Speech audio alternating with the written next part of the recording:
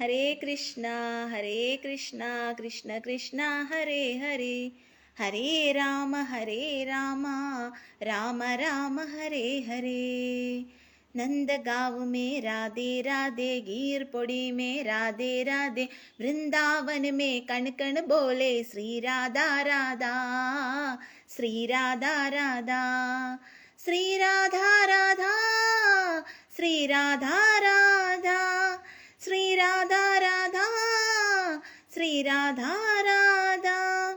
राधे राधे राधे बरसाने वाली राधे, राधे राधे राधे बरसाने वाली राधे, राधे राधे राधे बरसाने वाली राधे, राधे राधे राधे बरसाने वाली राधे, श्री राधे राधे राधे बरसाने वाली राधे, श्री राधे राधे राधे बरसाने वाली राधे. जय जय श्री राधे श्याम, जय जय श्री राधे राधे. हरे कृष्णा. जय श्री राधे राधे. अम्मे नारायण, देवी नारायण, लक्ष्मी नारायण, भद्रे नारायण. ओम गम गणपते नमः. ओम नमः शिवाय. ओम नमो नारायणाय. ओम गुम गुरुभ्यो नमः. ओम नमो भगवते वासुदेवाय. ഹരേ കൃഷ്ണ. അപ്പോൾ ഇന്ന് 1-ാം തീയതിയാണ്. അപ്പോൾ 1-ാം തീയതി അമ്പലത്തിലൊക്കെ പോയിരുന്നു. അതുകൊണ്ടാണ് കുറച്ചൊന്ന് വരാനായിട്ട് ലേറ്റായിപ്പോയത്. അപ്പോൾ ഇന്ന് നമുക്ക് ദശകം 87 കുചേല വൃത്തമാണ് നാരായണീയത്തിൽ. അപ്പോൾ നമുക്ക് ആ ഭഗവാനെ, ദ്വാരകാധീശനെ കാണാനായിട്ട് ഒരു അവിൽക്കിഴിയുമായിട്ട് വരുന്ന ആ കുചേലൻ്റെ ആ കഥയാണ് ഇന്ന് പറയാനുള്ളത്, കുചേല വൃത്തം. അപ്പോൾ ഞാനിത് വായിക്കാം കേട്ടോ. കുചേലനാമാ ഭവതഃ സതീർത്ഥ്യതാം ഗതഃ സസാന്ദീപനി മന്ദിരേ ദ്വിജഃ ത്വദേകരാഗേണ ധനാദിനി സ്പൃഹോ ദിനാനി നിന്നേ പ്രശമീ ഗൃഹാശ്രമീ. കുചേലൻ എന്ന ബ്രാഹ്മണൻ വളരെ ശാന്തശീലനും ഗൃഹസ്ഥാശ്രമം സ്വീകരിച്ചിരുന്നവനുമായിരുന്നു. അവൻ സാന്ദീപിനി മഹർഷിയുടെ ആശ്രമത്തിൽ അവിടുത്തെ സഹപാഠിയായിരുന്നു. അവിടുത്തെ ഭക്തിയിൽ മാത്രം മുഴുകി കഴിയുന്ന കുചേലൻ മോഹം എന്നൊന്ന് ഇല്ലാതെ ശാന്തനായി നാളുകൾ കഴിച്ചു. അങ്ങനെ കുചേലനെ കുറിച്ചാണ് പറയുന്നത്. കുചേലൻ എന്ന് പറയുന്നത് ബ്രാഹ്മണനും വളരെ ശാന്തശീലനും ആയിരുന്നു. അതുപോലെ ഗൃഹസ്ഥാശ്രമം സ്വീകരിച്ചിരുന്ന ഒരു സന്യാസിയെ പോലെയായിരുന്നു, അതായത് ഗൃഹസ്ഥാശ്രമിയായിരുന്നു. അപ്പൊ അത്രയും പ്യുവറായിട്ടുള്ള, അത്രയും പരിശുദ്ധമായിട്ടുള്ള ഒരു പരിശുദ്ധ ഭക്തനായിരുന്നു. ഭഗവാന്റെ സഹപാഠിയും കൂടിയായിരുന്നു ആരെന്ന് പറയുന്നത്, കുചേലൻ എന്ന് പറയുന്നത്. ദ്രവ്യമോഹം ഒന്നൊന്നും ഇല്ല, അതായത് ഒന്നിലും യാതൊരു വിധത്തിലുള്ള മോഹങ്ങളോ ആഗ്രഹങ്ങളോ ഒന്നും ഇല്ലാത്ത ഒരു സാധാരണക്കാരനായ ഒരു വ്യക്തിയായിരുന്നു കുചേലൻ എന്ന് പറയുന്നത്. സമാനശീലാഭിതീയ വല്ലഭ തദൈവ നോ ചിത്തജയം സമേയുഷീഹ കദാചിദൂജേ ബദവൃത്തിലബ്ധയേ രമാപതിഹ കിം ന സഖാ നിഷേവ്യതേ. കുചേലന്റെ ഭാര്യ അദ്ദേഹത്തിന് ചേർന്ന സ്വഭാവശീലമുള്ളവൾ തന്നെയായിരുന്നുവെങ്കിലും കുചേലനെ പോലെ മനസ്സിനെ അടക്കി നിർത്താനുള്ള കഴിവ് അവർക്കുണ്ടായിരുന്നില്ല. നിത്യവൃത്തിക്ക് വേണ്ടി വല്ലതും ലഭിക്കുന്നതിന് നിങ്ങളുടെ സുഹൃത്തായ രമാപതിയായ ആ കൃഷ്ണനെ ഒന്ന് കണ്ടാൽ എന്താണ് എന്നിങ്ങനെ ഒരിക്കൽ അവർ കുചേലനോട് പറഞ്ഞു. അപ്പോൾ സ്ത്രീകളുടെ സ്വഭാവം അറിയാമല്ലോ. ചിലപ്പോഴൊക്കെ ഒന്നും കിട്ടിയില്ലെങ്കിൽ അതിലൊക്കെ ഒരു എന്താ പറയുന്നത്, എന്തെങ്കിലുമൊക്കെ വേണമെന്നുള്ളൊരാഗ്രഹം. അങ്ങനെ കുചേലന്റെ ഭാര്യയ്ക്ക് ചെറിയൊരു ആഗ്രഹം ഉണ്ടായിരുന്നു. അതുകൊണ്ട് തന്നെ കുചേലന്റെ ഭാര്യ പറയും, നിത്യവൃത്തിക്ക് നമുക്കൊന്നും കിട്ടുന്നില്ലല്ലോ, അതുകൊണ്ട് ഭഗവാൻ ശ്രീകൃഷ്ണൻ അങ്ങയുടെ സുഹൃത്താണല്ലോ, ഒന്ന് പോയി കണ്ട് സംസാരിച്ച് എന്തെങ്കിലും വാങ്ങിക്കൂടെ എന്ന് ചോദിക്കും. അപ്പം മനസ്സിലാക്കി നിത്യവൃത്തിക്ക് പോലും ഒന്നുമില്ലത്. അപ്പം നമ്മൾ വിചാരിക്കുക, നാമൊക്കെ എത്രയോ ഭേദമാണ്. നമുക്ക് 3 നേരത്തെ ആഹാരം കിട്ടുന്നുണ്ട്, നമുക്ക് വസ്ത്രം കിട്ടുന്നുണ്ട്, നല്ലൊരു പാർപ്പിടം ഉണ്ട്. അപ്പൊ അതിലൊക്കെ നമ്മൾ സമാധാനപ്പെടുന്നുള്ള. ഇതുപോലും ഇല്ലാത്ത എത്രയോ പേരുണ്ടല്ലേ കുചേലനെ പോലെ. അപ്പോൾ ആ ഭാര്യ പറയുകയാണ്, കുചേലന്റെ പത്നി പറയുകയാണ്, നമുക്ക് അഷ്ടിക്ക് വകയില്ല, എത്രയോ ദിവസമായി നമ്മൾ ആഹാരം കഴിച്ചിട്ട്. അതുകൊണ്ട് അങ്ങ് എന്തായാലും അങ്ങയുടെ സഹപാഠിയാണല്ലോ ശ്രീകൃഷ്ണൻ, ദ്വാരകാധീശനായിട്ട് ഇപ്പോൾ വലിയ രാജാവായിട്ടൊക്കെ ഇരിക്കുകയാണ്, അങ്ങ് ഒന്ന് പോയി കണ്ട് ഒരു സഹായം അഭ്യർത്ഥിക്കൂ, ഭഗവാനോടൊരു സഹായം ചോദിച്ചിട്ട് വരൂ എന്ന് പത്നി പറയുകയാണ്. കുചേല പത്നി പറയുകയാണ് കുചേലനോട്, ഇതീരിതോ വയം പ്രിയയാശുതാർത്ഥയാ ജുഗുബസമാനോപവിദനേ മദാവഹേഹ തദാ ത്വദാലോകന കൗതുകാദ്യയൗ വഹൻ പടാന്തേ പ്രദ്യുകാനുപായനം. ധനം അഹങ്കാരം ഉണ്ടാക്കും എന്നതിനാൽ അതിനോട് വെറുപ്പുള്ള ആ കുചേലൻ അവിടത്തെ കാണാനുള്ള കൗതുകത്തോടുകൂടി വിശന്നു വലഞ്ഞ ഭാര്യയുടെ അഭ്യർത്ഥനയെ മാനിച്ചുകൊണ്ടും വസ്ത്രത്തിന്റെ കോന്തലയിൽ അല്പം അവിൽ അവിടത്തേക്ക് കാഴ്ചദ്രവ്യമായി എടുത്തുകൊണ്ടും ഉടനെ തന്നെ പുറപ്പെട്ടു. അപ്പം ധനം ഉണ്ടാകുമ്പോഴാണ് ഓരോ മനുഷ്യർക്ക് എന്തുണ്ടാവുന്നത്? അഹങ്കാരം ജനിക്കുന്നത്. അതാണ് ഇവിടെ പറയുന്നത്. അതുകൊണ്ട് തന്നെയാണ് ഭഗവാന്റെ ഭക്തർക്ക് അല്ലെങ്കിൽ ഭക്തിയുള്ളവർക്ക് ഒരുപാട് ധനമൊന്നും അങ്ങനെ വാരിക്കോരി കൊടുക്കില്ല. കാരണം ധനം അങ്ങനെ ഒരുപാട് വാരിക്കോരി കൊടുത്തു കഴിഞ്ഞാൽ അവർ ആ ഭക്തിയിൽ നിന്ന് മാറാ ഭഗവാനെ മറന്നു പോകും. അതുകൊണ്ട് അവർക്ക് ഉള്ളത് മാത്രമേ ഭഗവാൻ കൊടുക്കൂ. പക്ഷെ പിന്നീട് ഭഗവാൻ എല്ലാം കൊടുക്കുന്നതായിരിക്കും. എന്നാലും പണം എന്ന് പറയുന്ന ഒരു സംഭവം വരുമ്പോൾ ഓരോരുത്തർക്കും പണം വന്നു കഴിയുമ്പോൾ അഹങ്കാരം ഉണ്ടാവും. ആ അഹങ്കാരത്തിനെ ഇല്ലാതാക്കണം എന്നാണ് ഇവിടെ കുചേലൻ പറയുന്നത്. എങ്കിലും ഭാര്യയുടെ പത്നിയുടെ വിശപ്പ് അകറ്റാൻ വേണ്ടിയിട്ട് താൻ എന്തായാലും ഭാര്യ ഇങ്ങനെ പറഞ്ഞതല്ലേന്ന് ഓർത്ത് ഒന്നും ചോദിക്കാനല്ലെങ്കിൽ കൂടി ഭഗവാന്റെ അടുത്തേക്ക് ഒന്ന് പോകാമെന്ന് തന്നെ കുചേലൻ ഇവിടെ വിചാരിക്കുകയാണ്. ഗതോ വയമാചര്യമയീം ഭവത്പുരീം ഗൃഹേഷു ശൈബ്യാഭവനം സമേവാൻ പ്രവിശ്യ വൈകുണ്ഠമിവാപ നിർവൃതീം തവാദി സംഭാവനയാതു കിം പുനഃ. ഐശ്വര്യസമൃദ്ധമായ ദ്വാരകയിൽ എത്തിച്ചേർന്ന ആ കുചേലൻ അവിടുത്തെ ഭവനങ്ങളിൽ ശൈബ്യയുടെ ഭവനത്തിലെത്തി. ആ ഭവനത്തിലെത്തിയപ്പോൾ വൈകുണ്ഠത്തിലെത്തിയ പരമാനന്ദമാണ് കുചേലൻ ഉണ്ടായത്. കുചേലനെ കണ്ടപ്പോൾ അവിടുന്ന് നൽകിയ അത്യധികമായ സൽക്കാരം കൂടിയായപ്പോൾ പിന്നെ എന്താണ് പറയാനുള്ളത്? അപ്പോൾ കുചേലൻ എവിടെ എത്തുകയാണ്? ദ്വാരകയിൽ എത്തിച്ചേർന്നു. അവിടെ ശൈബ്യ എന്ന് പറയുന്ന ശൈബ്യയുടെ ഗൃഹത്തില് കുചേലൻ എത്തുകയാണ്. അപ്പോൾ എന്ത് ചെയ്യുകയാണ്? കുചേലനെ കണ്ടപ്പോൾ ശൈബ്യ അവിടെ വിളിച്ചിരുത്തിയിട്ട് കുചേലന് ആഹാരങ്ങളൊക്കെ കൊടുത്ത് സംതൃപ്തിപ്പെടുത്തുകയാണ്. പ്രപൂജിതം തം പ്രിയയാ ച വിജീതം കരേ ഗൃഹാത്വാ കഥയഃ പുരാകൃതം യദിന്ദനാർദ്ധം ഗുരുദാരചോദിതൈ രപർതു വർഷം തദമർഷികാനനേ.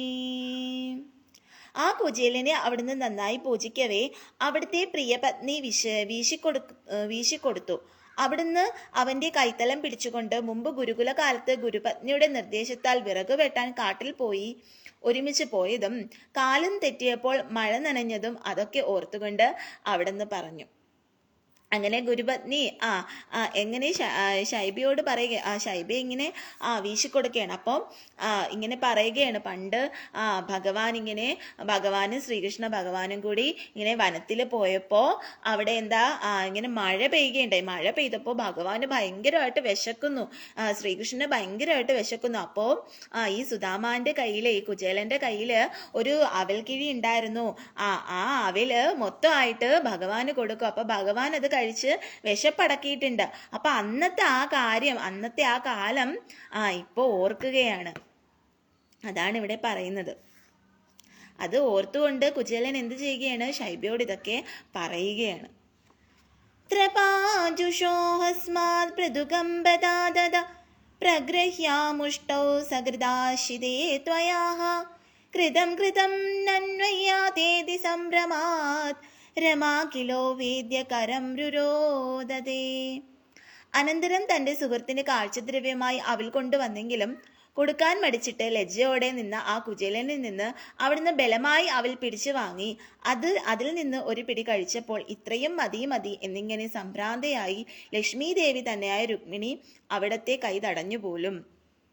അങ്ങനെ കുചേലൻ എങ്ങനെ അവിടെ ചെല്ലുക, ദ്വാരകയിൽ ചെന്നിട്ട് ശൈബയുടെ ഗൃഹത്തിൽ നിന്ന് നേരെ ഭഗവാന്റെ ഗൃഹത്തിൽ ഭഗവാന്റെ അടുത്തേക്ക് പോവുകയാണ്. അങ്ങനെ ഭഗവാൻ ഓടി വന്നിട്ട് തൻ്റെ സതീർത്ഥിനെ കെട്ടിപ്പിടിക്കുക. അപ്പോൾ കുചേലൻ പറഞ്ഞു, എൻ്റെ പുറത്തൊക്കെ നടന്ന് അഴുക്കൊക്കെ ആയി ഭഗവാനെ, എന്നെ കെട്ടിപ്പിടിക്കല്ലേ, അപ്പോൾ ഭഗവാനും കൂടി ശരീരത്തിലൊക്കെ ആവും, ഭഗവാൻ ഒരു രാജാവല്ലേ ഇപ്പോൾ എന്നൊക്കെ പറയും. പക്ഷെ ഭഗവാൻ അതൊന്നും കേൾക്കില്ല. ഭഗവാൻ ഓടി വന്ന് കുചേലനെ കെട്ടിപ്പിടിച്ചിട്ട് എന്ത് ചെയ്യുകയാണ്, കുചേലനെ വിളിച്ചുകൊണ്ട് പോയി കുചേലന്റെ പാദമൊക്കെ കഴുകി ആ ലക്ഷ്മി ദേവി തന്നെ എന്ത് ചെയ്യുകയാണ്, വീശിക്കൊടുക്കുകയാണ്.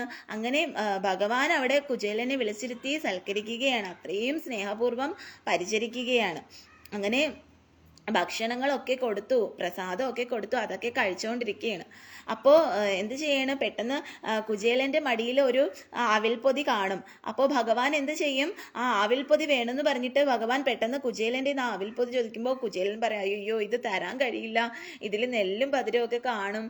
അങ്ങനെ പറഞ്ഞിട്ട് കുചേലൻ അത് കൊടുക്കുന്നില്ല. പക്ഷെ ഭഗവാൻ എന്ത് ചെയ്യണം, ഭഗവാൻ ബലമായിട്ട് കുചേലൻ്റെ മടിയിൽ നിന്ന് ആ അവിൽപ്പൊതി എടുത്ത് അഴിച്ചിട്ട് അത് കഴിക്കുകയാണ്. അപ്പോൾ ഒരു പിടി കഴിച്ചു, രണ്ടാമത്തെ പിടി കഴിച്ചു. ഒരു പിടി കഴിക്കുമ്പോൾ തന്നെ ഭഗവാന്റെ കുറേയൊക്കെ സമ്പത്ത് ഐശ്വര്യം ഇതൊക്കെ പോവുകയാണ്. അപ്പോൾ രണ്ടാമത്തെ പിടി കഴിക്കാനായിട്ട് വന്നപ്പോൾ ലക്ഷ്മി ദേവി വന്ന് കയ്യിൽ പിടിക്കുകയാണ്. എന്നിട്ട് ലക്ഷ്മി ദേവി പറയണം, വേണ്ട വേണ്ട ഭഗവാനെ, കഴിക്കണ്ട, ഇനി കഴിച്ചു കഴിഞ്ഞാൽ ഞാനും കൂടി ദാസി ആവേണ്ടി വരും, ആ ഒരു ഇതിലേക്കും പോവും, അതുകൊണ്ട് ഭഗവാൻ കഴിക്കണ്ടെന്ന് പറഞ്ഞ് ലക്ഷ്മി ദേവി ഭഗവാനെ തടയുകയാണ്. അപ്പോൾ ഭഗവാന്റെ സ്നേഹം നോക്കൂ, അതാണ് ഭഗവാന്റെ സ്നേഹം എന്ന് പറയുന്നത്. സൗഹൃദം, ആ സൗഹൃദത്തിലുള്ള ആ സ്നേഹം എന്ന് പറയുന്നത് അത്രയും വലുതാണ് അല്ലേ. ഭക്തേഷു ഭക്തേന സമാനിതസ്ത്വയാ പുരീം വസന്നേക നിശാ മഹാസുഖം ഹാ ബദാ പരേദ്യുർദ്രവിണം വിനായയൗ വിചിത്രരൂപസ്തവ ബൽ കല്ലനുഗ്രഹം. ഭക്തന്മാരോട് ഭക്തിയുള്ള അവിടുത്തെ സൽക്കാരങ്ങൾ ആസ്വദിച്ചുകൊണ്ട് മനസമാധാനത്തോടും സന്തോഷത്തോടും ആ കുചേലൻ ഒരു രാത്രി അവിടെ തങ്ങി. ആശ്ചര്യം എന്ന് പറയട്ടെ, അടുത്ത ദിവസം ധനമൊന്നുമില്ലാതെ തന്നെ ആ കുചേലൻ മടങ്ങിപ്പോയി. അവിടുത്തെ അനുഗ്രഹം വിചിത്രം തന്നെയല്ലേ. അങ്ങനെ ഭഗവാൻ എന്ത് ചെയ്യുകയാണ്, ഭഗവാന് സൽക്കാരങ്ങളെല്ലാം കൊടുത്തു. ഭഗവാന്റെ സൽക്കാരങ്ങളെല്ലാം കുചേലൻ സ്വീകരിച്ചിട്ട് അവിടെ തന്നെ കിടക്കുകയാണ്. അപ്പം മനസ്സിലാക്കുക, അങ്ങനെയുള്ള സുഹൃത്തുക്കളെയാണ് നമുക്ക് അത്രയും പ്യുവറായിട്ടുള്ള നമ്മളോട് അത്രയും ആത്മാർത്ഥ സ്നേഹമുള്ള അല്ലേ, അങ്ങനെയുള്ള സുഹൃത്തുക്കളെയല്ലേ നമുക്ക് എല്ലാവർക്കും വേണ്ടത്. അങ്ങനെയുള്ള സുഹൃത്തുക്കളെ നമ്മൾ കൂടെ നിർത്തുക. അപ്പം അങ്ങനെയുള്ള സുഹൃത്തുക്കൾക്കൊരു പ്രശ്നം വന്നു കഴിഞ്ഞാൽ അവരെ സഹായിക്കുക. ഇതൊക്കെയാണ് ഇതിലൂടെ നമുക്ക് മനസ്സിലാക്കുന്നത് ഭഗവാൻ. അങ്ങനെ കുചേലൻ എന്ത് ചെയ്യേണ്ടത്, കുചേലൻ അവിടെ നിന്നിട്ട് കുചേലൻ ഇതിന് തൻ്റെ വിഷമത്തെക്കുറിച്ചോ ഇല്ലാത്ത കാര്യങ്ങളെക്കുറിച്ചോ ഒന്നും പട്ടിണിയാണെന്നുള്ള കാര്യങ്ങളോ ഭഗവാനോട് എന്തെങ്കിലും ചോദിക്കുകയോ ഒന്നും ചെയ്തില്ല. കുചേലൻ എന്ത് ചെയ്യുകയാണ്, അവിടെ കിടന്ന് ഉറങ്ങുകയാണ്. എന്നിട്ട് രാവിലെ ആയപ്പോൾ എണീറ്റിട്ട് എന്ത് ചെയ്യുകയാണ്, മടങ്ങി പോവുകയാണ്. ഗൃഹത്തിലേക്ക് കുചേലൻ പോവുകയാണ്. ഭഗവാനോട് യാത്രയൊക്കെ പറഞ്ഞ് കുചേലന്റെ ഗൃഹത്തിലേക്ക് മടങ്ങി പോവുകയാണ്. യദിഹ്യയാചിക്ഷ്യ മദാസ്യദച്യുതോ വദാമി ഭാര്യാം കിമിതി വ്രജസന്നധൗ സൗ യദിഹ്യയാചിക്ഷ്യ മദാസ്യദച്യുതോ വദാമി ഭാര്യാം കിമിതി വ്രജന്നസൗഹ ത്വദുക്തിലീലാസ്മിതമഗ്നദീഹാ പുനഃ ക്രമാദ പശ്യൻ മണിദീപ്രമാലയം. ഉറപ്പായും ചോദിച്ചിരുന്നെങ്കിൽ ആ അച്യുതൻ തരുമായിരുന്നു. ഇനി ഭാര്യയോട് എന്ത് പറയും എന്നിങ്ങനെ ചിന്തിച്ചുകൊണ്ടും അവിടുത്തെ ലീലകളിലും വാക്കുകളിലും പുഞ്ചിരിയിലും ആകെ മുഴുകിപ്പോയ നിലയിലും യാത്ര തുടർന്ന ആ കുചേലൻ രത്നങ്ങളാൽ പ്രകാശിക്കുന്ന ഒരു രമ്യഹർമ്മ്യം കണ്ടു. അങ്ങനെ കുചേലൻ വിചാരിക്കുകയാണ്, ഭഗവാനോട് ചോദിക്കാമായിരുന്നു, ഇനിയിപ്പോൾ ഞാൻ ഒന്നും ചോദിച്ചില്ല, ഇനി ഞാൻ വീട്ടിൽ ചെല്ലുമ്പോൾ ഞാൻ പത്നിയോട് എന്ത് പറയും എന്നൊക്കെ പറഞ്ഞ് ഇങ്ങനെ വിഷമിച്ച് പോകുമ്പോൾ പെട്ടെന്ന് ഇങ്ങനെ നോക്കുമ്പോൾ അവിടെ ഒരു രമ്യഹർമ്മ്യം, അതായത് രത്നങ്ങളാലൊക്കെ പതിച്ച പ്രകാശിക്കുന്ന ഒരു രമ്യഹർമ്മ്യം കുചേലൻ കാണുകയാണ്. കിം മാർഗവിഭ്രംശ ഇതി പ്രമൻഷണം ഗൃഹം പ്രവിഷ്ടഃ സദദർശവല്ലഭാം സഖീപരീതാം മണിഹേമഭൂഷിതാം ബുബോധജത്വത്കരുണാം മഹാത്ഭുതം. തൻ്റെ കുടിലിൻ്റെ സ്ഥാനത്ത് മനോഹരമായ മണിമാളിക കണ്ടിട്ട് എന്താണ്, എനിക്ക് വഴിതെറ്റിപ്പോയതാണോ, എന്നിങ്ങനെ അല്പനേരം സംശയിച്ച് ആ കുചേലൻ അമ്പരപ്പോടെ ആ ഗൃഹത്തിനുള്ളിൽ പ്രവേശിച്ചപ്പോൾ സഖിമാരാൽ പരിസേവിതയായവളും രത്നാഭരണ വിഭൂഷിതയുമായ തന്റെ ഭാര്യയെ കണ്ടു. അവിടുത്തെ അത്ഭുതകരമായ കാരുണ്യമാണിതെന്ന് ആ കുചേലൻ മനസ്സിലാക്കി. അങ്ങനെ കുചേല ഇങ്ങനെ വിഷമിച്ച് ചെന്നപ്പോ അവിടെ എന്ത് ചെയ്യുകയാണ്? സഖിമാരാൽ പരിസേവിതയായും രത്നാഭരണ ഭൂഷിതയുമായ തന്റെ ഭാര്യയെ കണ്ടു. അപ്പൊ ആദ്യമേ ഭാര്യയെ കാണുമ്പോ ഈ രമ്യഹർമ്മ്യവും ഭാര്യനെയൊക്കെ കാണുമ്പോ ആ വീടൊക്കെ കാണുമ്പോൾ അത് കൊട്ടാര സദൃശമായ വീട്. അപ്പൊ അതൊക്കെ കാണുമ്പോൾ വേറെ ഏതോ സ്ഥലത്താണ് എത്തിയതെന്ന് കരുതുകയാണ്. പക്ഷേ പിന്നീട് മനസ്സിലാക്കുകയാണ് ഇത് ഭാര്യയാണ്. അപ്പൊ ഭാര്യ വന്നിട്ട് പറയണം ഇത് ഞാൻ തന്നെയാണെന്ന് പറയുകയാണ്. അപ്പോഴാണ് കുചേലൻ മനസ്സിലാക്കുന്നത് ഇത് തൻ്റെ ഭാര്യയാണ് എന്നുള്ളത്. അപ്പോൾ ഭാര്യ എങ്ങനെയാണ് നിൽക്കുന്നത്? സഖിമാരാൽ പരിസേവിതകളായും രത്നാഭരണ വിഭൂഷിതയായും ഒക്കെയാണ് തൻ്റെ ഭാര്യയെ കാണുക. അപ്പം അത് കാണുമ്പോൾ ഈ അത്ഭുതകരമായുള്ള കാഴ്ച കണ്ടിട്ട് ഇത് എന്ത് കാരുണ്യമാണിത് എന്ന് കുചേലൻ മനസ്സിലായി. അപ്പോൾ ഭഗവാന്റെ ശ്രീകൃഷ്ണ ഭഗവാന്റെ എൻ്റെ സുഹൃത്തിൻ്റെ കാരുണ്യമാണിത്. എനിക്ക് ഇത്രയും ഇങ്ങനെ തന്നത് ഭഗവാൻ, ഞാൻ ഒന്നും ചോദിച്ചില്ലെങ്കിൽ കൂടി ഭഗവാൻ എനിക്ക് ഇതെല്ലാം തന്നല്ലോ എന്ന് പറഞ്ഞ് കുചേലൻ അതിൽ സന്തോഷിക്കുകയാണ്. ആനന്ദ കണ്ണീര് പൊഴിക്കുകയാണ് കുചേലൻ. സരത്നശാലാസു വസന്നഭിത്വയം സ്വയം സമുന്നമദ്ഭക്തി ഫരോപമൃതം യയൗഹ ത്വമേവ മാപൂരിത ഭക്തവാഞ്ചിതോ മരുത്പുരാധീശ ഹരസ്വമേകദാൻ. അവിടുത്തെ വർദ്ധിച്ച അനുഗ്രഹത്താൽ ആ കുചേലൻ പിന്നീട് വസിച്ചത് മണിമാളികകളിലാണെങ്കിലും വർദ്ധിച്ച ഭക്തിയോട് തന്നെ അവൻ മോക്ഷത്തെ പ്രാപിച്ചു. ഇപ്രകാരം ഭക്തന്മാരുടെ ആഗ്രഹങ്ങളെ സാക്ഷാത്കരിക്കുന്ന അല്ലയോ ഗുരുവായൂരപ്പ, അവിടുന്ന് അടിയന്റെ രോഗങ്ങളെ ഇല്ലാതാക്കണമേ. അപ്പം അവിടുത്തെ വർദ്ധിച്ച അനുഗ്രഹത്താൽ എന്താണ് കുചേലൻ പിന്നെ വസിച്ചത്? കുചേലൻ പിന്നെ വസിച്ചത് ആ മണിമാളികയിലാണെങ്കിൽ കൂടിയും അവസാനം ഭഗവാനിൽ ആ മോക്ഷം കുചേലന് കിട്ടുകയാണ് അല്ലേ? അപ്പൊ അതാണ് പറയുന്നത്, ഭഗവാന്റെ ആ സ്നേഹം എന്ന് പറയുന്നത് അത്രയും വലുതാണ്. ഇപ്പോൾ നമുക്ക് തന്നെ പല അനുഭവങ്ങൾ ഉണ്ടായിരിക്കാം. എൻ്റെ അനുഭവം തന്നെ ഞാൻ പറയാം. എനിക്കൊന്നും ഇല്ലാതിരുന്ന സമയത്ത് ഭഗവാനാണ് എല്ലാം തന്നത്. ഒരു കാര്യം നടക്കില്ല എന്ന് കരുതുന്ന സമയത്ത് അത് നടത്തി തരുന്നതും ആ ഭഗവാൻ തന്നെയാണ്. നമുക്ക് പലർക്കും ഇത് മനസ്സിലാക്കാൻ കഴിയുന്നില്ല എന്നുള്ളതാണ്. ചിലർക്ക് ഐശ്വര്യങ്ങളും സമ്പത്തും ഒക്കെ കിട്ടുമ്പോൾ അവർ വിചാരിക്കും അവരുടെ മാത്രം ഇതുകൊണ്ടാണ്. ഒരിക്കലും അല്ല. അതിൽ ഭഗവാന്റെ ഒരു ഇതുണ്ടെങ്കിൽ മാത്രമേ ഭഗവാന്റെ ഒരു ഇതുണ്ടെങ്കിൽ മാത്രമേ അവർക്കത് കിട്ടുകയുള്ളൂ. ആ ഐശ്വര്യങ്ങളെല്ലാം കിട്ടണമെങ്കിലും ശ്രീകൃഷ്ണ ഭഗവാൻ തന്നെ വിചാരിക്കണം. അപ്പൊ ഭഗവാന്റെ ഇതില്ലാതെ ഒന്നും ആർക്കും കിട്ടില്ലായിരിക്കാം. പക്ഷെ കിട്ടിയതിൽ അഹങ്കരിക്കുമ്പോഴാണ് അത് ചിലപ്പോൾ എന്തെങ്കിലുമൊക്കെ ഉണ്ടായി അത് ഇല്ലാതായി പോകുന്നത്. അപ്പോൾ ചിലരുണ്ട് ഭഗവാനെ പോലും വകവയ്ക്കാതെ സ്വന്തം ഇഷ്ടത്തിന് പല ലോണുകളൊക്കെ എടുത്ത് വലിയ വീടുകളൊക്കെ വെക്കും. എന്നിട്ട് അത് വലിയ തലവേദനയാവും. അപ്പം അതിനൊന്നും പോവാതിരിക്കുക എന്നുള്ളതാണ്. നമുക്ക് എപ്പോഴാണ് ഭഗവാൻ ഇത് തരുന്നത് അപ്പോൾ തരട്ടെ എന്ന് വിചാരിക്കാം. അങ്ങനെ വരുമ്പോൾ നമുക്ക് കുറേ പ്രശ്നങ്ങളൊക്കെ ഇല്ലാതാവും. അപ്പം അതൊക്കെയാണ് എനിക്ക് പറയാനുള്ളത്. സർവം കൃഷ്ണാർപ്പണമസ്തു. ജയ് ശ്രീ രാധേ രാധേ. ജയ് ശ്രീ രാധേശ്യാം. ഹരേ കൃഷ്ണ കൃഷ്ണ കൃഷ്ണ ഹരേ ഹരേ, ഹരേ രാമ രാമ രാമ ഹരേ ഹരേ. അപ്പം കുചേല വൃത്തം കഴിഞ്ഞു. അത് അത്രയും നമ്മൾ മനസ്സിലാക്കേണ്ട കാര്യമാണ്. നമ്മൾ അത്രയും ആത്മാർത്ഥമായിട്ട് വിളിച്ചു കഴിഞ്ഞാൽ എപ്പോഴായാലും ഭഗവാൻ നമുക്കൊരിതുണ്ടാവും എന്നുള്ളത് യാതൊരു സംശയമില്ല. ഒരുപാട് പരീക്ഷണങ്ങൾ ഉണ്ടായാൽ കൂടിയും അവസാനം ഭഗവാൻ നമുക്ക് അതിനൊരു അനുഗ്രഹം ഉണ്ടാവും എന്ന് തന്നെയാണ് എനിക്ക് പറയാനുള്ളത്. ഇനി ദശകം 88 സന്താന ഗോപാലമാണ്. പ്രാഗേവാചാര്യപുത്രാകൃതി നിശമനയാ സ്വയിഷ്ടസൂനുവീക്ഷാം കാംക്ഷ്യന്ത്യാമാതുരുക്ത്യാ സുതലഭുവി ബലിം പ്രാപ്യ തേനാർപ്പിതാം സ്തുംഹ ദാതുഹ ശാപാർനിരണ്യാനിത കശിപുഭവാൻ ശൗരിജാൻ കംസഭഗ്നാ നാനീയൈനാൻ പ്രദർശ്യ സ്വഭമദമനയദാഹ പൂർവപുത്രാൻ മരീചേഹ. ഗുരുദക്ഷിണയായി അവിടുന്ന് ആചാര്യന്റെ മരിച്ചുപോയ മകനെ തിരിച്ചു കൊടുത്ത കഥ കേട്ടിട്ട് കംസനാൽ കൊല്ലപ്പെട്ട തന്റെ 6 പുത്രന്മാരെ കാണാൻ ദേവകി കൊതിച്ചു. മാതാവിന്റെ ആവശ്യപ്രകാരം പാതാളത്തിലെത്തിയ അവിടത്തെ മഹാബലി ഭക്ത്യാദരപൂർവ്വം പൂജിച്ചു.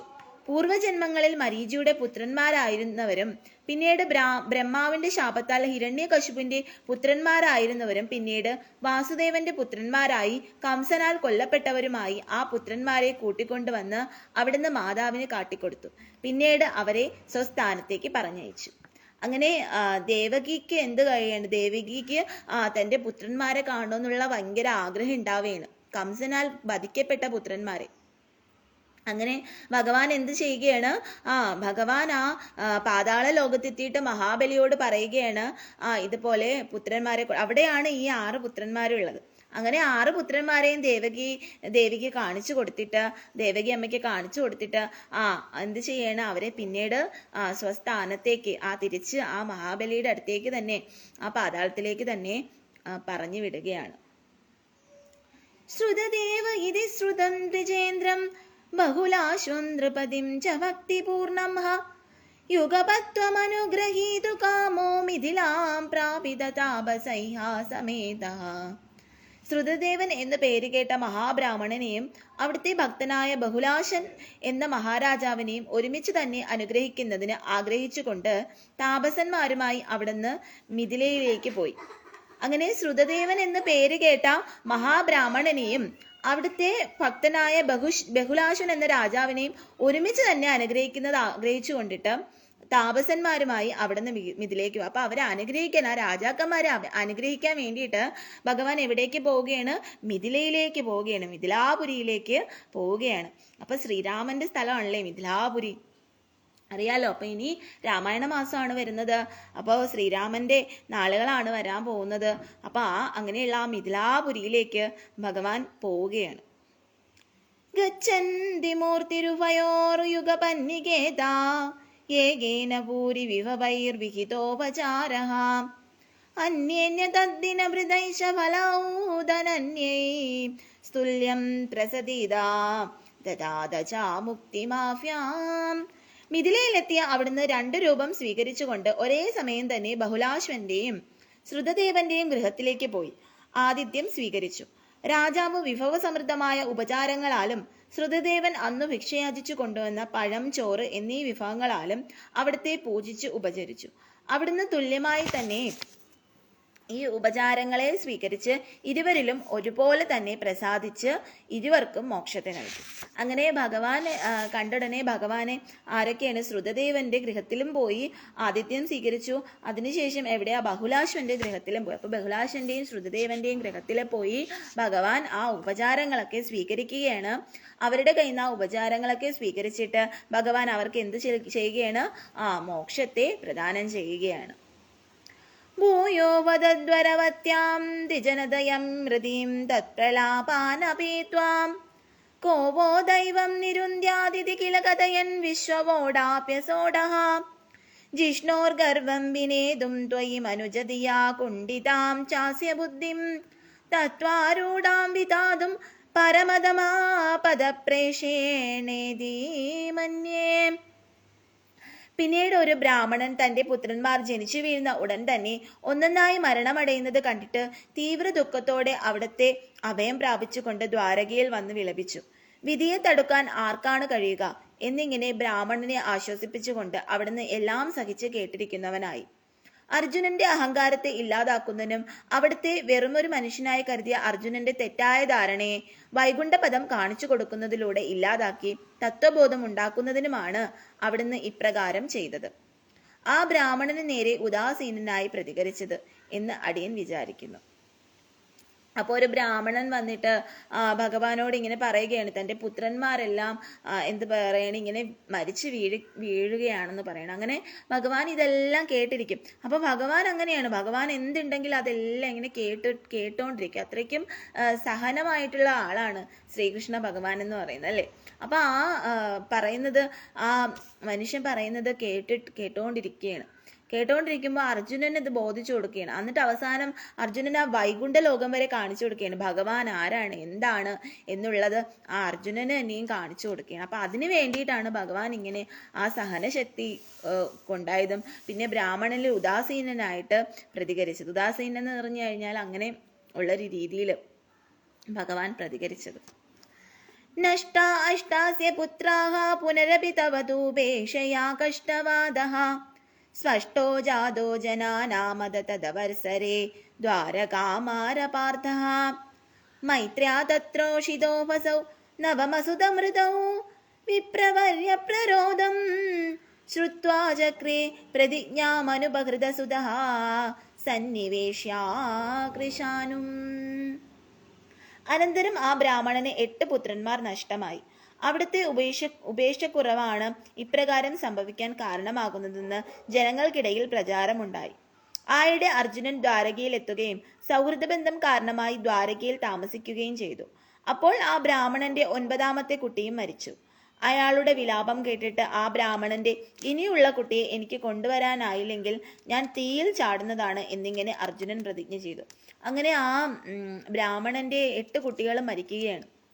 9ാമത്തെ കുട്ടി മരിക്കുമെന്നുള്ള ഇത് വന്നപ്പോൾ അർജുനൻ പറയുകയാണ്, ഞാൻ തീർച്ചയായിട്ടും അങ്ങയുടെ പുത്രനെ, ആ ഒരു പുത്രനെയെങ്കിലും ഞാൻ രക്ഷിച്ചുകൊണ്ട് വരും, ഇല്ലെന്നുണ്ടെങ്കിൽ ഞാൻ തീയിൽ ചാടി മരിക്കുന്നതായിരിക്കും എന്ന് അർജുനൻ പറയുകയാണ്. മാനീസത്വാമപൃഷ്ട്വാദിജനിലഗതയോ ഗതോ ബാണജാംലർമഹാസ്ത്രൈ രുദ്ധാനഃ സ്തുതിഗേഹം പുനരപി സഹസാ ദൃഷ്ടനഷ്ടേ കുമാരേഹ യമ്യാമൈന്ദ്രീം തദാന്യഃ സുരവരനഗരീർ വിദ്യയാ സാധ്യോ മേഘോദ്യോഗഃ പതിഷ്യൻ ഹുതഭുജി ഭവദാസസ്മിതം വാരിദോ ബഭൂത്. ആ ബ്രാഹ്മണന്റെ പ്രശ്നത്തിന് പരിഹാരം കാണാനായി അഭിമാനിയായ അർജുനൻ അവിടത്തോട് ചോദിക്കാതെ തന്നെ ആ ബ്രാഹ്മണന്റെ ഭവനത്തിലെത്തി. എന്നിട്ട് മഹാസ്ത്രങ്ങളാലും ശരങ്ങളാലും ഈറ്റിലത്തെ സുരക്ഷിതമാക്കി കാവൽ നിന്നു. എന്നാൽ അപ്പോൾ പിറന്ന കുട്ടിയും പെട്ടെന്ന് അപ്രത്യക്ഷനായി. അർജുനൻ തന്റെ യോഗശക്തിയാൽ യമലോകത്തും സ്വർഗലോകത്തും മറ്റു ദേവന്മാരുടെ പുരങ്ങളിലുമൊക്കെ കടന്നു ചെന്ന് അന്വേഷിച്ചെങ്കിലും ഫലമുണ്ടായില്ല. തന്റെ പരിശ്രമം നിഷ്ഫലമായതോടെ മുമ്പ് പ്രതിജ്ഞ ചെയ്തതിനെ പാലിക്കാനായി അർജുനൻ തീയിൽ ചാടാനൊരുങ്ങി. അപ്പോൾ അവിടുന്ന് പുഞ്ചിരിയോടെ അർജുനനെ തടഞ്ഞു. അങ്ങനെ അർജുനൻ ആ കുട്ടികളെ രക്ഷിക്കാൻ വേണ്ടിയിട്ട് വരികയാണ്, ആ കുട്ടിയെ രക്ഷിക്കാൻ വേണ്ടിയിട്ട് വരികയാണ്. പക്ഷെ അർജുനന് അതിന് കഴിയുന്നില്ല. അങ്ങനെ അർജുനൻ എന്ത് ചെയ്യുകയാണ്, പാതാള ലോകങ്ങളിലും സ്വർഗലോകങ്ങളിലും മറ്റുള്ള ലോകങ്ങളിലും എല്ലാം ആ കുഞ്ഞിനെ അന്വേഷിക്കുകയാണ്. പക്ഷെ എങ്ങും തന്നെ ഇല്ല. അങ്ങനെ എന്ത് ചെയ്യണം, അർജുനൻ തീയിൽ ചാടി ആത്മാഹുതി ചെയ്യാൻ വേണ്ടിയിട്ട് പോവുകയാണ്. അപ്പോൾ പെട്ടെന്ന് തന്നെ കൃഷ്ണൻ അടുത്ത് വന്നിട്ട് അർജുനനോട് പറയുകയാണ്, പുഞ്ചിരി തൂക്കിക്കൊണ്ട് അർജുനനോട് പറയുകയാണ്, അർജുന നീ അങ്ങനെ കാണിക്കേണ്ട, അങ്ങനെ ചെയ്യേണ്ട ആവശ്യമില്ല എന്ന് ഭഗവാൻ പറയുകയാണ്. സാർദ്ധം തേന പ്രതീചീം ദിശമതിജവിനാ സെന്ദനേനാഫിയാതോ ലോകാലോകം വിസീത സ്മിതമിരമഃ പരമതോ ചക്രതാംനാ നിരുദ്ധൻഹ ചക്രാംശു ക്ലിഷ്ടദൃഷ്ടിം സിതമത വിജയം പശ്യേതി വാരാം പാരേ ത്വാം പ്രാതദർശഃ കിമഭീഹി തമസാം ദൂരദൂരം പദം തേ. അവിടുന്ന് അതിവേഗതയാർന്ന തേരിൽ അർജുനനോടൊപ്പം പടിഞ്ഞാറേ ദിക്കിലേക്ക് പ്രയാണം ചെയ്ത് ലോകാലോകം എന്ന പർവ്വതത്തെ മറികടന്നു. പിന്നീടുള്ള കൂരിരുട്ടിനെ സുദർശന ചക്രത്തിന്റെ പ്രഭയാൽ അകറ്റി ആ സുദർശനത്തിന്റെ തീവ്രമായ പ്രഭയിൽ കണ്ണഞ്ചി നിൽക്കുന്ന അർജുനനോട് നോക്കൂ നോക്കൂ എന്നിങ്ങനെ പറഞ്ഞുകൊണ്ട് വളരെ ദൂരെ മറുകരയിലായുള്ളതും വർണ്ണനകൾക്കതീതവുമായ അവിടത്തെ വൈകുണ്ഠപദത്തെ കാട്ടിക്കൊടുത്തു. അങ്ങനെയാണ് ഭഗവാൻ വൈകുണ്ഠപദത്തെ കാട്ടിക്കൊടുക്കുന്നത് അല്ലേ. അപ്പം അതിവേഗതയാർന്ന തേരിൽ അർജുനനോടൊപ്പം എവിടെയാ, പടിഞ്ഞാറ് ദിക്കിലേക്ക് ഭഗവാൻ പ്രയാണം ചെയ്യുകയാണ്. അങ്ങനെ പ്രയാണം ചെയ്ത് ലോകാലോകം എന്ന പർവ്വതത്തെ മറികടന്നു. ലോകാലോകം എന്ന് പറയുന്ന ഒരു വലിയ പർവ്വതമാണ്. ആ പർവ്വതത്തെയും ഭഗവാൻ മറികടന്നിട്ട് എന്ത് ചെയ്യണം, പിന്നീടുള്ള കൂരിരുട്ടിനെ സുദർശന ചക്രത്തിന്റെ പ്രഭയാൽ അകറ്റി. അതിനുശേഷം ഭഗവാന്റെ കയ്യിൽ ആ സുദർശന ചക്രം ഉണ്ടല്ലോ, ആ സുദർശന ചക്രത്തിന്റെ പ്രഭയാൽ എന്ത് ചെയ്യണം, ആ കൂരിരുട്ടിനെ, ആ ഗുഹയ്ക്കകത്തുള്ള ആ കൂരിരുട്ടിനെ ഭഗവാൻ അകറ്റുകയാണ്. അത് കഴിഞ്ഞിട്ട് എന്ത് ചെയ്യുകയാണ്, തീവ്രമായ പ്രഭയിൽ കണ്ണഞ്ചി നിൽക്കുന്ന അർജുനനോട്, അങ്ങനെ ആ പ്രകാശത്തിന്റെ ഇതില്, ആ സുദർശന ചക്രത്തിന്റെ പ്രകാശത്തിന്റെ ഇതില് തീവ്രതയിൽ ഇങ്ങനെ കണ്ണ് ചിമ്മി നിൽക്കുമല്ലോ, ആ കണ്ണ് ചിമ്മി നിൽക്കുന്ന ആ സമയത്ത് ഭഗവാൻ എന്ത് ചെയ്യണം, നോക്കൂ നോക്കൂ അങ്ങോട്ട് നോക്കൂ നോക്കൂ അർജുന എന്നിങ്ങനെ പറയുകയാണ്. അങ്ങനെ അർജുനൻ അങ്ങോട്ട് നോക്കുമ്പോഴേക്ക് അവിടെ എന്താണ് കാണുന്നത്, അതിസുന്ദരമായ വൈകുണ്ഠ ലോകം അർജുനൻ കാണുകയാണ്. തത്രാസീനം ഭുജാംഗാദിപയനതലേ ദിവ്യഭൂഷായുധാദ്യേ രാവീതം പീതളിചേലം പ്രതിനവാജലദശ്യാമളം ശ്രീമദംഗം ഹാ മൂർത്തീനാമീഷിതാരം തരമിഹ തൃസൃണാമേഘമർത്ഥം ശ്രുതീനാം ത്വാമേവ ത്വാം പരാത്മൻ പ്രിയസഖസഹിതോ നേമിതാ ക്ഷേമരൂപം. അല്ലയോ പരമാത്മാവേ, അവിടുത്തെ അനന്തനാകുന്ന ശയ്യയിൽ സ്ഥിതി ചെയ്യുന്നവനും ദിവ്യഭൂഷണങ്ങളും ആയുധങ്ങളും ധരിച്ചവനും പീതവസ്ത്രമണിഞ്ഞവനും പുതിയ കാർമേഘം പോലെ ശ്യാമളമായ വർണ്ണങ്ങളുള്ള സമ്മോഹനമായ ശരീരമുള്ളവനും ത്രിമൂർത്തികളുടെ നാഥനായവനും വേദസാരവും മോക്ഷസ്വരൂപനുമായ അങ്ങയെ തന്നെ അവിടുന്ന് പ്രിയ സുഹൃത്തിനോടൊപ്പം നമസ്കരിച്ച്. അങ്ങനെ ആ ഭഗവാനെ വർണ്ണിക്കുകയാണല്ലേ. അല്ലയോ പരമാത്മാവ്, അവിടുന്ന് അനന്തന്റെ അനന്തശായിയാണ്. ആ അനന്തന്റെ ശയ്യയിൽ ശയിക്കുന്നവനും അതുപോലെ ആഭരണങ്ങളാൽ വിഭൂഷിതനുമായി ആയുധങ്ങളെല്ലാം ധരിച്ച്, 4 കരങ്ങളുണ്ട്, ആ 4 കരങ്ങളിലെ ആയുധങ്ങളെല്ലാം ധരിച്ചവനും പീതവസ്ത്രം അണിഞ്ഞവനും പിന്നെന്താണ്, പുതിയ കാർമേഘം പോലെ ശ്യാമളമായ വർണ്ണമുള്ള സമോഹനമായ ശരീരം. കാർമേഘം പോലെ ശ്യാമള വർണ്ണമാണ് ഭഗവാന്റെ എന്ന് പറയുന്നത്. അങ്ങനെ ശ്യാമവർണ്ണനായ ഭഗവാനെയും ആ സമോഹനമായ ശരീരമുള്ളവനും ത്രിമൂർത്തികളുടെ നാഥനായവനും ഈ 3 മൂർത്തികളുടെയും നാഥനായവനും പിന്നെ വേദസാരവും മോക്ഷസ്വരൂപനുമായ അങ്ങയെ തന്നെ അവിടുന്ന് പ്രിയ സുഹൃത്തിനോടൊപ്പം നമസ്കരിച്ചു. അങ്ങനെ ആ അങ്ങയെ തന്നെ അങ്ങനെ കണ്ട വൈകുണ്ഠ ലോകത്തിലും ആ ഭഗവാൻ കിടക്കുകയാണ്. അപ്പൊ അത് കണ്ടിട്ട് ശ്രീകൃഷ്ണ ഭഗവാനോടൊപ്പം അർജുനൻ ഇങ്ങനെ ഭഗവാനെ നമസ്കരിക്കുകയാണ്. യുവാം മാമേവ ദ്വാവതിക വിവൃതാന്തർഹിതതായ വിഭിന്നോ സാന്ദ്രഷ്ടം സ്വയമഹമഹർഷം ദ്വിജസുതാൻഹ നയേതം ദ്രാഗേതാനിധി ഖലു വിതീർണാൻ പുനരമൂൻ ദ്വിജായാദായാദാഹ പ്രണുത മഹിമാ പാണ്ഡുജനുഷാ. നിങ്ങൾ ഞാൻ തന്നെ ആയവരാണ്. ഒരാൾ ശ്രീകൃഷ്ണൻ ആത്മൈശ്വര്യങ്ങളെ സമ്പൂർണമായി പ്രകാശിപ്പിക്കുന്ന തരത്തിലും മറ്റേയാൾ അർജുനൻ ആത്മൈശ്വര്യങ്ങളെ മറയ്ക്കുന്നതുമായ തരത്തിലും അപ്രകാരം സൃഷ്ടിക്കപ്പെട്ടിരിക്കുന്ന 2 വിധത്തിലുള്ള നിങ്ങളെ കാണുന്നതിനായി ബ്രാഹ്മണ കുമാരന്മാരെ ഞാൻ തന്നെ ഇവിടെ കൊണ്ടുവന്നതാണ്.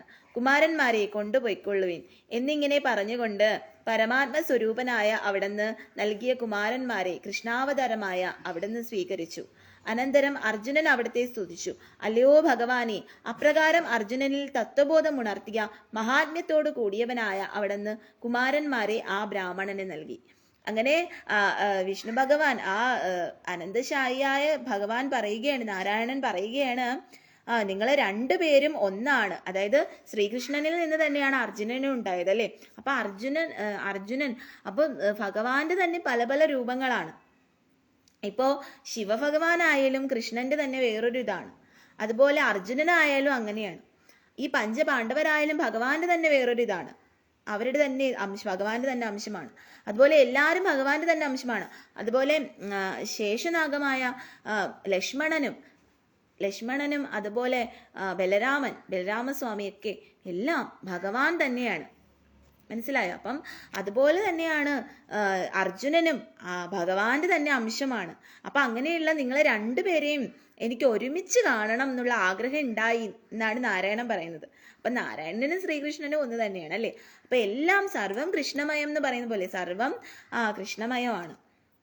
അപ്പൊ അങ്ങനെയുള്ള നിങ്ങളെ കാണാൻ എനിക്ക് 2 പേരെ ഒരുമിച്ച് ദർശിക്കാൻ വേണ്ടിയിട്ടാണ് ഞാൻ ഇവിടെ ഈ കുമാരനെ ഇവിടെ കൊണ്ടുവന്നതെന്ന് പറഞ്ഞിട്ട് ആ കുമാരനെ അവർക്ക് ഭഗവാൻ ശ്രീകൃഷ്ണനെ ഏൽപ്പിക്കുകയാണ്. ഏവം നാനാവിഹാരൈർജഗതിരമയൻ വൃഷ്ണിവംശം പ്രപുഷ്ണ നീജാനോ യജ്ഞവേദൈരതുലവിഹൃതിഭിഃ പ്രീണയന്നേന നേത്രഃ ഭൂരാഭൂഭാരക്ഷേപദംഭാത് പദകമലജുഷാം മോക്ഷയാണാവതീർണഃ പൂർണം ബ്രഹ്മൈവ സാക്ഷാത് യദുഷു മനുജതാരുഷിതസ്ത്വം വ്യലാസീം.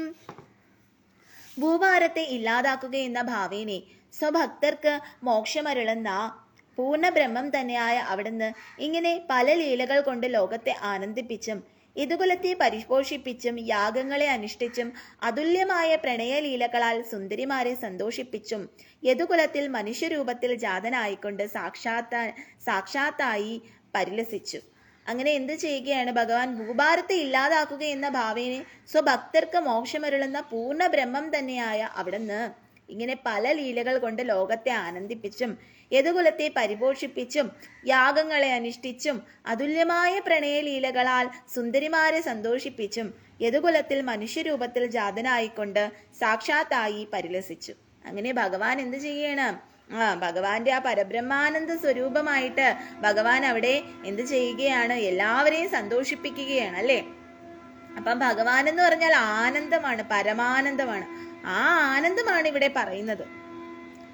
പ്രായേണ ദ്വാരവത്യാമവ്യരതൈ തദാ നാരദസ്ത്വദ്ദാസാദ്ര സ്തസ്മാലേഫേ കദാചിത് ഖലു സുഹൃതനിധിസ്തത്പിതാ തത്വബോധം ഹാ ഭക്താനാമഗ്രയായി സജലു ഖലു മതിമാനുദ്ധവസ്തത്തായേവ പ്രാപ്തോ വിജ്ഞാനസാരം സകില ജനഹിതായാതുനാസ്തേ ബദര്യാം.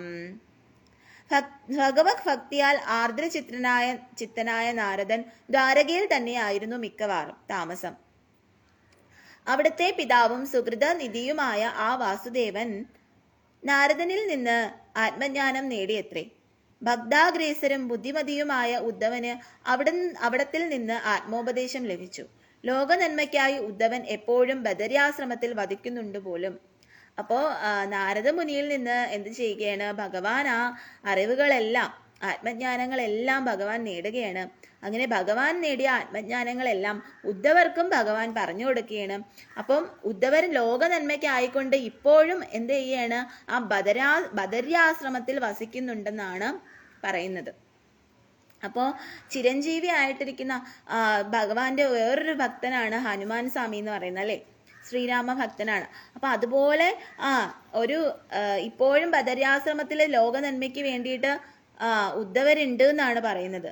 ഭഗവാന്റെ കാര്യങ്ങൾ പറയാനും ഭഗവാന്റെ ഇതില് മറ്റുള്ളവരുടെ മനസ്സിൽ അവർക്ക് ഭഗവാന്റെ ഇത് ഉണർത്താനും അങ്ങനെ എല്ലാത്തിനും വേണ്ടിയിട്ട് ഇപ്പോഴും ബദര്യാശ്രമത്തിൽ ആരുണ്ടെന്ന് പറയണ? ഉദ്ധവൻ ഉണ്ടെന്ന് പറയാണ്.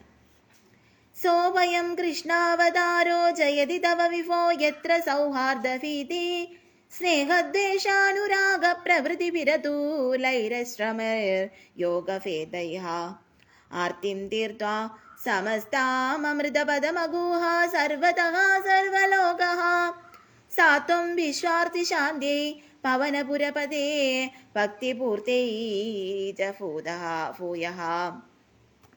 അല്ലയോ സർവശക്തനായ ഭഗവാനെ, സൗഹാർദ്ദം, ഭയം, സ്നേഹം, ദ്വേഷം, രാഗം തുടങ്ങിയ നിസ്തുലങ്ങളും ശ്രമരഹിതമായി നേടാവുന്നതുമായ യോഗവേദങ്ങളെ കൊണ്ട് എല്ലാ ദുഃഖത്തെയും ഇല്ലാതാക്കി മോക്ഷപദത്തെ പ്രാപിക്കാൻ സർവ്വജനങ്ങൾക്കും അവസരമുണ്ടായത് അവിടുത്തെ ഈ കൃഷ്ണാവതാരത്തിലാണ്.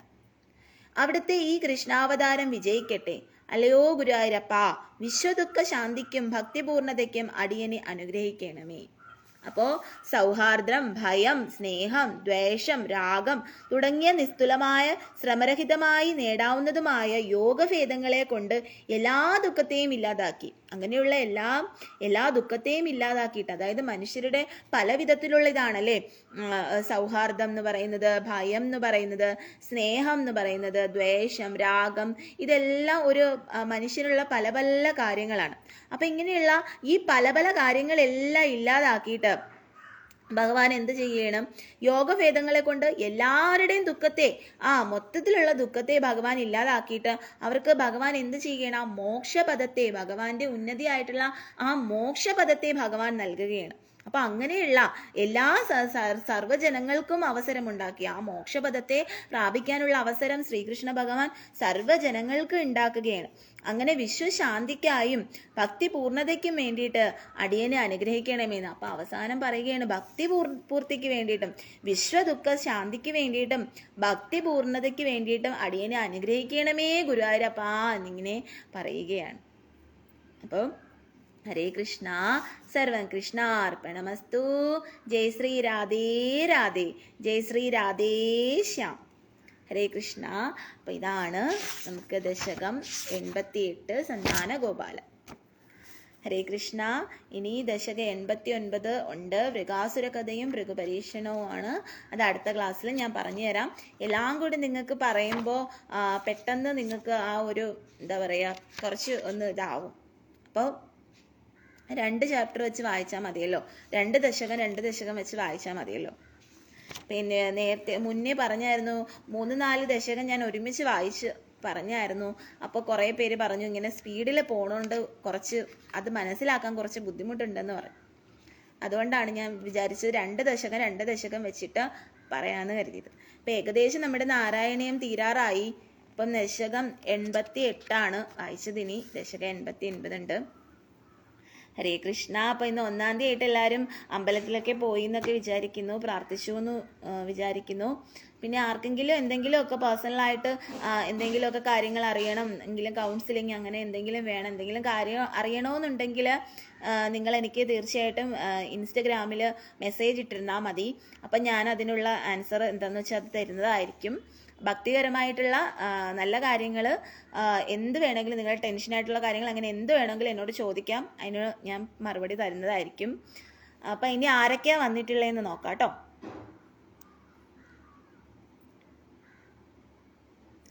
Sonu, Rakhi boy, Dileep Babu, Radhika, Hare Krishna, Hitha Murugan, Nikku, Arun Kollam, V3 black, അങ്ങനെ കുറച്ച് പേര് വന്നിട്ടുണ്ട്. Nandana, hi Nandana, hi. Hare Krishna. Okay, കുറേ പേര് വന്നിട്ടുണ്ട്. അപ്പോൾ ഇനി അടുത്ത ക്ലാസ്സിൽ കാണാം കേട്ടോ. സർവം കൃഷ്ണാർപ്പണമസ്തു. ജയ് ശ്രീ രാധേ രാധേ. ജയ് ശ്രീ രാധേ ശ്യാം.